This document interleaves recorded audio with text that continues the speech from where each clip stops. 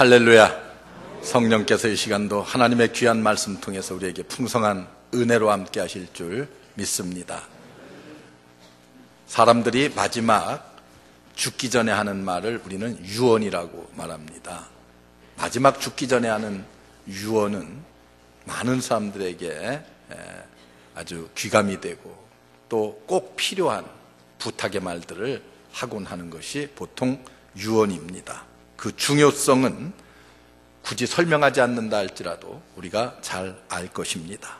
성경에 보면은 이와 같이 마지막 부탁과 같은 유언의 말들이 많이 나오고 있습니다. 특별히 대표적인 것을 보면은 여호수아서 24장의 내용입니다.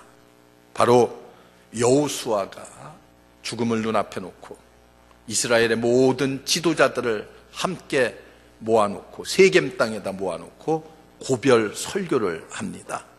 그 설교의 내용은 이런 것입니다.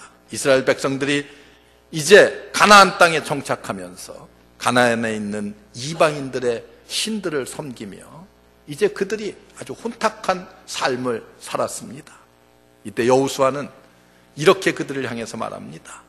너희들이 오늘날 섬길 자를 택하라. 이방인의 신을 섬겨도 좋고 하나님을 섬겨도 좋다. 그 중에 하나를 선택하라.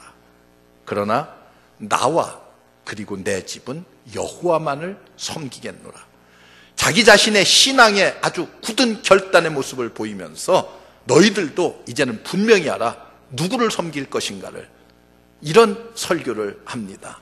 이 설교를 들은 이스라엘 백성의 모든 지도자들이 우리도 당신과 함께 하나님만을 섬기겠노라고 하는 결단을 하게 됩니다.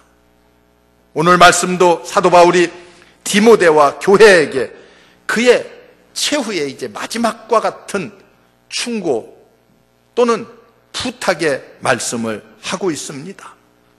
사도 바울이 하고 싶은 모든 말을 어떻게 보면은 오늘 이 한 장의 말씀에 다 요약해서 했다고도 볼 수 있습니다. 바울은 죽음이 마지막으로 자기에게 다가오고 있을 때에 그는 어떤 후회도 없다고 고백하면서 심지어 그를 괴롭혔던 많은 사람들까지도 용서하고 그리고 끌어안고 포용하는 아름다운 모습을 보이고 있습니다. 사람이 죽음이 임박했을 때에 나는 과연 후회 없는 인생을 살았다, 이렇게 장담할 수 있는 사람이 과연 이 땅에 몇이나 되겠습니까? 사람들은 대부분 내가 한 30년만 젊었다면 못한 일을 할 텐데, 그런 생각들을 다 하잖아요. 왜? 내가 돌아온 삶이 후회스럽기 때문에 그렇습니다. 그런데 사도 바울은 자신 있게 자신의 과거에 살아온 삶을 회상하며 고백하고, 그리고 오늘 말씀을 통해서 디모데에게 세 가지의 부탁을 하고 있습니다. 그 첫 번째가 하나님의 말씀을 전파하라, 그렇게 충고하고 권면합니다. 바울은 심판자 되시는 예수 그리스도 앞에서 그대에게 엄히 명한다고 이렇게 말씀합니다. 바울은 디모데에게 심판자 되시는 예수 그리스도의 중요성을 좀 디모데가 깨닫고 느끼기를 원했고, 또 너도 장차 하나님 앞에 그 심판자 앞에 서게 될 터인데 그때를 생각하면서 내 자신을 돌아보라, 이렇게 권면합니다. 이 재림의 주님을 생각하면서 너는 하나님의 말씀을 전파하라. 말씀을 전파하지 않으면 안 된다고 하는 당위성을 그렇게 디모데에게 부탁하며 그리고 명령하고 있습니다. 사실 사도 바울의 모든 말들은 어떻게 보면 다 하나님의 말씀을 전하고 복음을 전한다고 하는 것과 연관되어진 말씀입니다. 그런데 오늘 말씀은 아주 강력한 어조로 명령과 같은 말씀입니다. 그래서 우리는 이 말이 마치 군대에서 전령을 보낸다는 의미와 똑같습니다.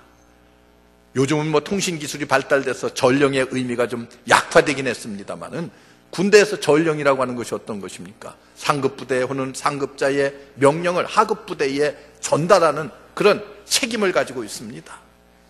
특히 전쟁 시에는 그 명령의 소중함이 얼마나 중요한 것인가를 우리는 너무나도 잘 알고 있습니다.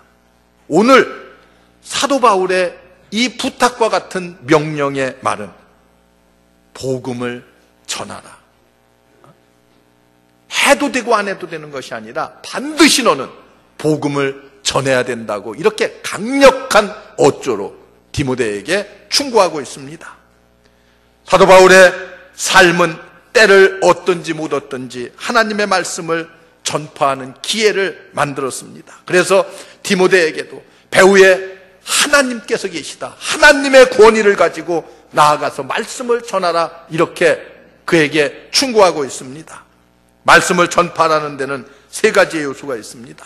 사도 바울은요, 회당의 뜰 안에서도, 그리고 폭풍의 바다 속에서도, 때로는 감옥 속에서도 하나님의 말씀을 전파했어요.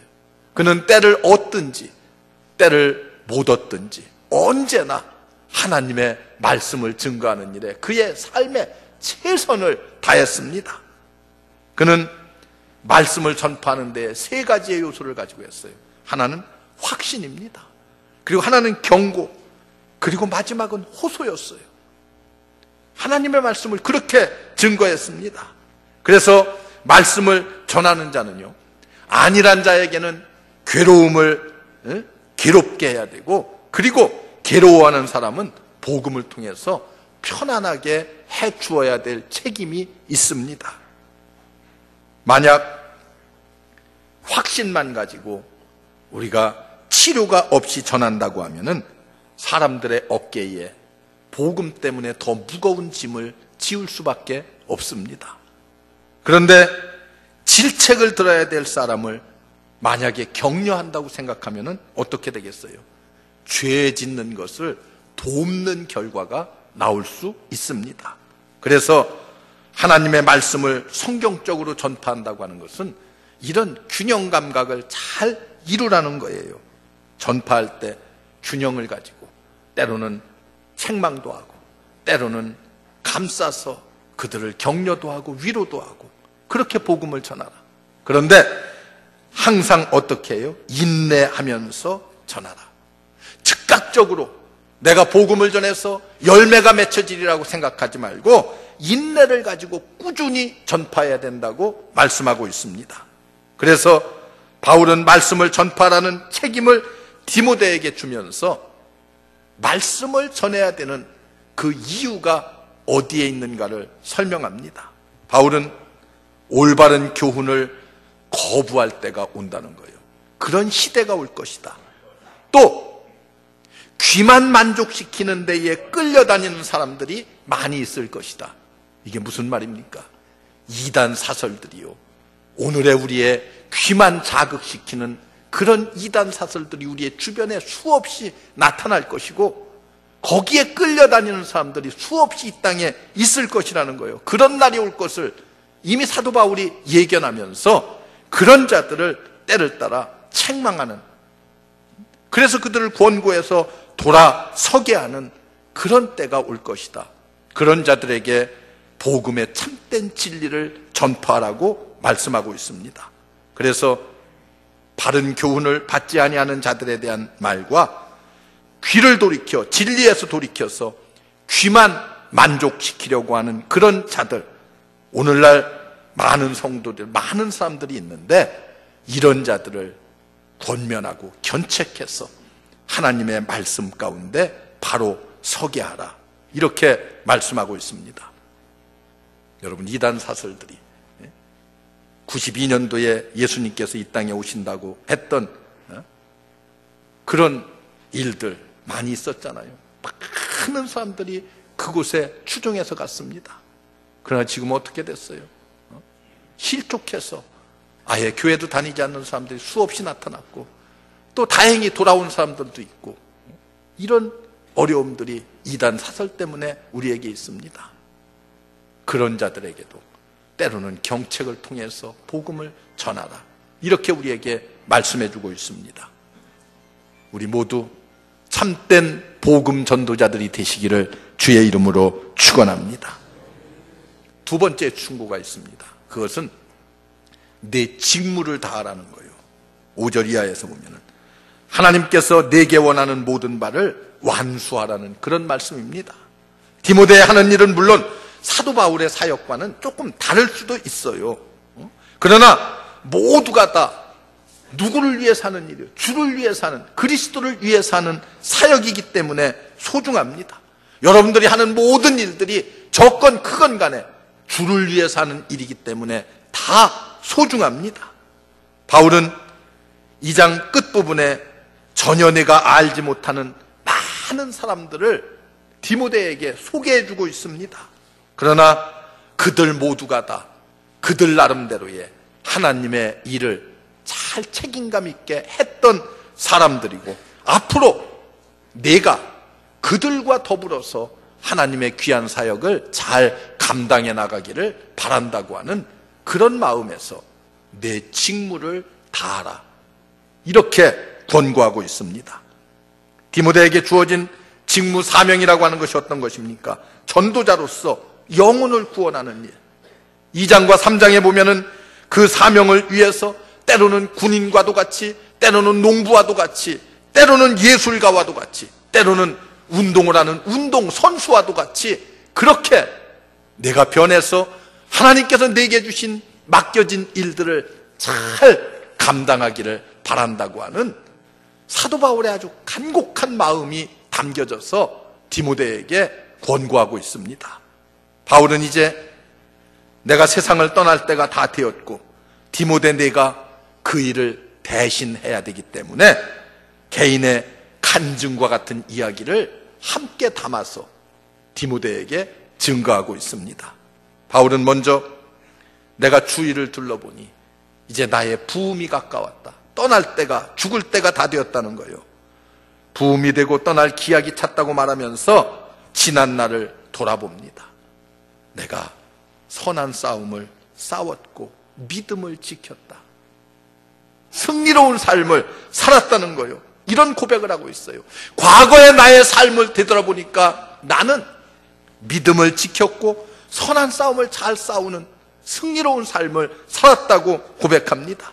이것이 주인에게 맡겨진 것을 충성스럽게 잘 지켜온 청지기의 마지막 모습입니다. 청지기의 마지막 모습은 사도 바울 같아야 돼요. 믿음을 지켰고 그리고 내가 선한 싸움을 잘 싸웠고 이렇게 자신감 넘치는 고백을 하나님 앞에 할 수 있어야 됩니다. 얼마나 아름다운 모습입니까? 그리고 바울은 앞날을 내다봅니다. 아직 이루어지지는 않았지만 이제 내 앞에는 승리의 월계관이 내게 주어질 것이다. 제가 오늘 공동번역에 있는 말씀을 그대로 말씀하는 거예요. 공동번역 성경에 보면은 승리의 월계관이라고 번역을 해놓고 있어요. 승리의 월계관이 내게 주어질 것이라는 거예요. 그런데 이렇게 시들지 않는 승리의 영광의 면류관을 충성스럽게 사명을 감당한 모든 사람들에게도 주어질 것이라 이렇게 말해요. 내게만 주어지는 것이 아니야.